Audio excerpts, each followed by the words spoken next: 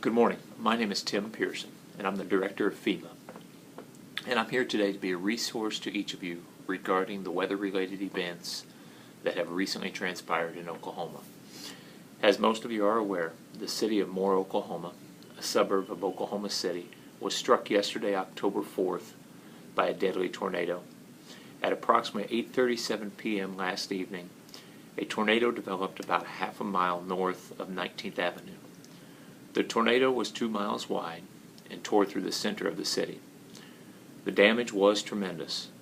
Many homes were destroyed and cars were piled on top of each other. 2 schools have been leveled, along with one of the main medical facilities. The tornado was rated an EF4 with wind speeds of over 200 miles an hour.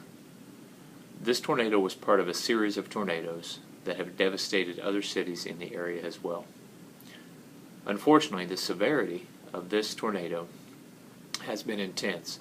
It's caused hundreds of injuries, and currently over 70 deaths have been confirmed. There are reports of some families being trapped under debris in the northern part of the city. As you can imagine, city resources have been overwhelmed. Therefore, the President has declared Moore a major disaster area. This allows us to intervene at a federal level to supply aid and to support local and state efforts. We will be following protocols that we have in place that have been proven effective time and time again.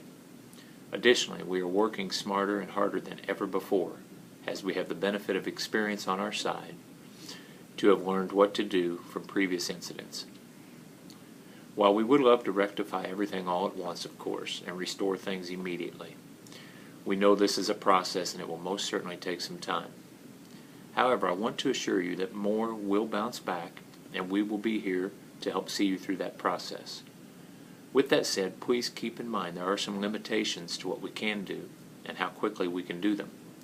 But rest assured, we will be doing our very best, as we will be guided by people with great experience and expertise. We are in direct coordination with the local government here in Moore, as well as the state government, so all of our efforts are going to be unified.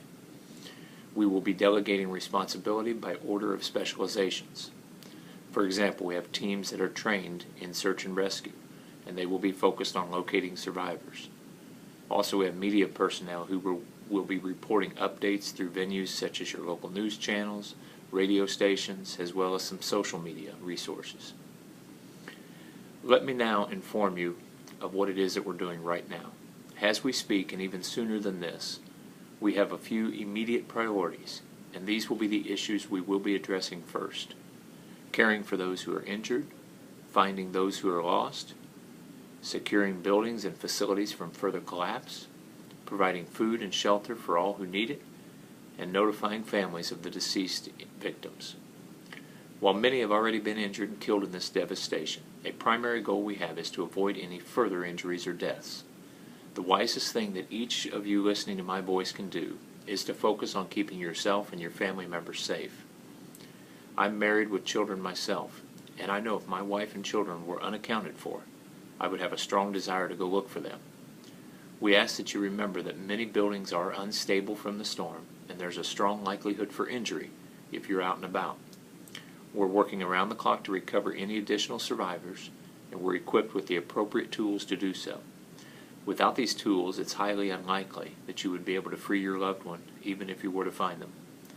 However, with that in mind, if you have information regarding the whereabouts of anyone, please contact us directly at 1-888-909-2338, and we will expedite a search of that area. There will be many effects of this disaster, some short-term and other longer-lasting.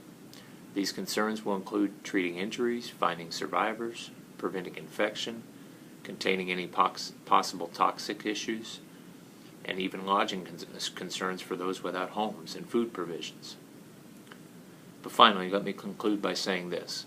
While we have no control over our more than ever unpredictable weather patterns, and while we all have to face the harsh realities of the lives that have been impacted and even lost, know this: we can now control the destiny of Moore residents during the aftermath of this tragedy through careful planning and execution of a very well-laid plan to promote recovery of this great town.